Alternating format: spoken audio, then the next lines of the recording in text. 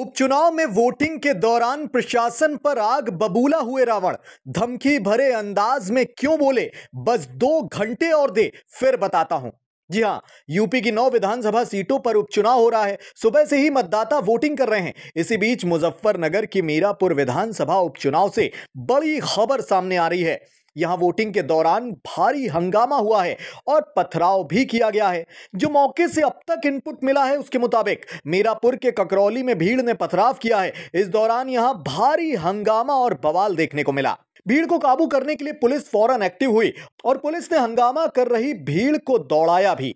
इस दौरान यहां काफी अफरा तफरी देखने को मिली। इसी बीच अब नगीना सांसद और भीम आर्मी चीफ चंद्रशेखर भी इस मामले को लेकर एक्टिव हो गए हैं। मामले की गंभीरता को देखते हुए खुद एसएसपी आगे आए हैं। भारी पुलिस बल के साथ एसएसपी मौके पर हैं और अराजक तत्वों को काबू किया जा रहा है। फिलहाल पुलिस की चप्पे चप्पे पर तैनाती है। नगीना सांसद और आजाद समाज पार्टी के नेता चंद्रशेखर आजाद ने मीरापुर में प्रशासन को अल्टीमेटम भी दिया है। बकौल चंद्रशेखर, ये चुनाव नहीं हो रहा है, गुंडागर्दी हो रही है। डरी हुई सरकार जनता के मतों के साथ डकैती कर रही है। आजादी के इतने सालों बाद आप पहली बार देख सकते हैं कि मीरापुर कुंदरकी में मुस्लिम बाहुल्य गांवों के बाहर बैरिकेडिंग की गई है। ना कोई अंदर से बाहर जा सकता है और ना कोई बाहर से अंदर आ सकता है। ऐसा आपातकाल में होता है।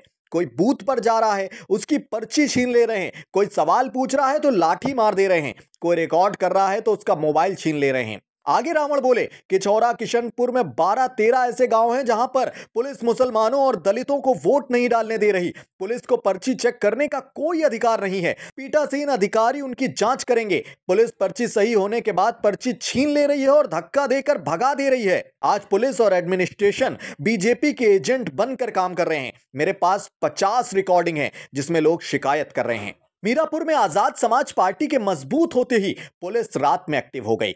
बकौल चंद्रशेखर, मैंने डीएम को 4 फोन कर लिए, कोई नहीं उठा रहा। मुजफ्फरनगर के डीएम फोन स्विच ऑफ करके बैठे हैं। गांव के लोग सड़क पर गए। हम किससे कहें? DM, RO, SSP, DIG, IG को कह सकते हैं। मैं कुछ देर और वेट करूंगा। अगर सरकार के आदेश पर यह अधिकारी ऐसे ही बीजेपी एजेंट बनकर काम करते रहे तो मैं मुजफ्फरनगर जिला मुख्यालय पहुंचूंगा और धरना दूंगा।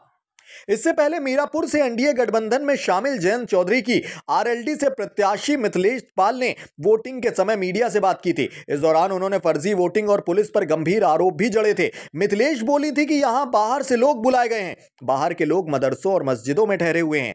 आगे वो बड़ा आरोप लगाते हुए बोली कि पुलिस हमारे लोगों को भगा दे रही है और दूसरे लोगों का सहयोग कर रही है। फर्जी वोटिंग करवाई जा रही है। पुलिस बुरके को नहीं देख रही है। खैर, इस खबर पर अपनी कीमती राय आप कमेंट बॉक्स के जरिए जरूर बताएं। साथ ही यूपी के उपचुनावों से जुड़ी हर छोटी बड़ी अपडेट से यूं ही जुड़े रहने के लिए वीके न्यूज उत्तर प्रदेश का यूं ही रुख करते रहें। शुक्रिया, नमस्कार। जय भीम, नमस्कार।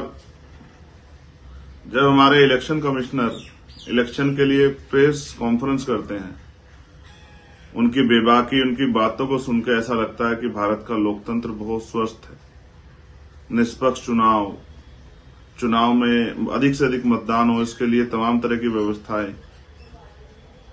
लेकिन आज उत्तर प्रदेश में 9 सीटों पे उपचुनाव है और जिस तरह से पुलिस, एडमिनिस्ट्रेशन सत्ता के एजेंट बन गए हैं और इलेक्शन कमीशन सो गया है, ये किससे छिपा हुआ नहीं। मीरापुर के 50 गांव ऐसे होंगे जहां मुसलमानों को, दलितों को वोट नहीं डालने दिया जा रहा है। उनकी पर्चियां छीनी जा रही हैं, उनको लाठियों से पीटा जा रहा है। विरोध करने पे उनको जो है देख लेने की धमकी दी जा रही है। बैरिकेडिंग लगा दी। ये भी आजाद भारत में आपने पहली बार देखा हो कि बैरिकेडिंग लगा दी गए गांव में कि गांव से बाहर का कोई आदमी गांव में ना आ सके और गांव का आदमी बाहर ना जा सके। जो मुस्लिम और दलित बाहुल्य गांव है उनके चारों तरफ पुलिस का बहुत बड़ा जो है जत्था लगाया गया है, जैसे वहां कोई क्रिमिनल एक्टिविटी हो रही हो। 50 रिकॉर्डिंग, सैकड़ों फोन मेरे पास हैं, चाहे कुंदरकी के हों चाहे मीरापुर के हों, कि वहां पर्ची होने के बावजूद, आधार कार्ड होने के बावजूद, पहचान पत्र होने के बावजूद पुलिस पोलिंग बूथ तक ही जनता को नहीं जाने दे रही। ऐसे निष्पक्ष चुनाव कैसे संभव है? अधिकारियों को फोन कर रहे हैं, रिसीव नहीं कर रहे हैं। और जैसे मैंने कहा, सोया हुआ इलेक्शन कमीशन कैसे निष्पक्ष चुनाव कराएगा और कैसे माना जाए कि जनता अपने वोट का सही प्रयोग कर पाएगी। आप बड़ी बड़ी बातें करते हैं। सरकार ने अगर काम किया तो निष्पक्ष चुनाव क्यों नहीं होने देते? मैंने कुंदरकी में चैलेंज किया था कि अगर हिम्मत है तो निष्पक्ष चुनाव कराएं, तो पता लग जाएगा, दूध का दूध और पानी का पानी हो जाएगा कि जनता आपसे कितना प्रेम करती है। आज सरकार और सरकार के इशारे पर सारी सरकारी मशीनरी जनता के वोट के साथ डकैती कर रही है, लूट कर रही है, और सरकारी मशीनरी का दुरुपयोग सत्ता में बैठे लोग कर रहे हैं। ये अच्छा नहीं।